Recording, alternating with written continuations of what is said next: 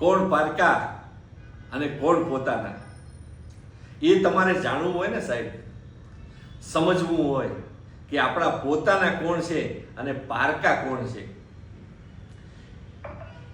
જ્યારે તમારી પાસે પૈસા છે, ધન દોલત, ગાડી બંગલા એ છે ને સાહેબ, ત્યારે ચારે બાજુથી માણસો છે ને એ આવશે. જ્યાં મીઠાશ હોય ને ત્યાં માખીઓ હોય ને એ ઓટોમેટિક આવતી હોય. પણ સાહેબ હું તો તમને એક ચોક્કસથી કહીશ કે ખરાબ સમયમાં છે ને કોઈ સાથ આપવા વાળું નહીં મળે.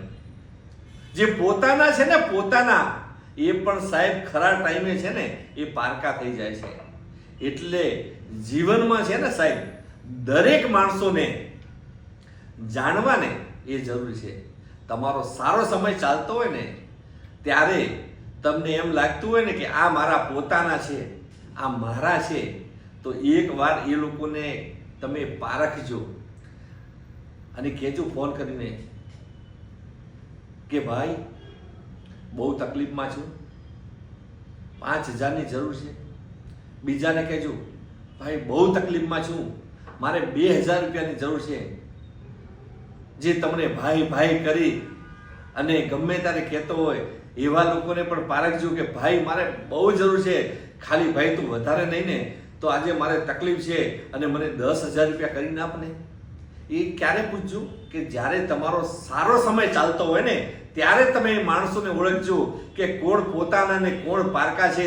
કે જ્યારે તમારો સારો સમય છે, તમારી પાસે પૈસા છે, છતાં પણ એ લોકો એમ કહે છે ને કે ભાઈ મારો તો ગૂગલ પે છે ને એ બંધ છે, મારો તો એકાઉન્ટ છે ને એમાં પૈસા જ નથી, મારી પાસે રોકડા પૈસા પડ્યા છે પણ હું તો ગૂગલ પે ચલાવતો નથી. એવા જે બહાના બનાવતા હોય ને તો જીવનમાં એ લોકો માટે ચોકડી મારી દેજો હંમેશા માટે. કેમ કે ભગવાને તમને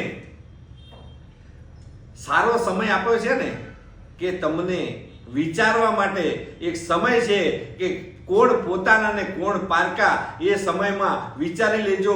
બાકી જો સારા સમય જે હશે એમાં તમને સાથ નથી આપવાના તો તમારા ખરાબ સમયમાં તો શું સાથ આપવાના છે સાહેબ?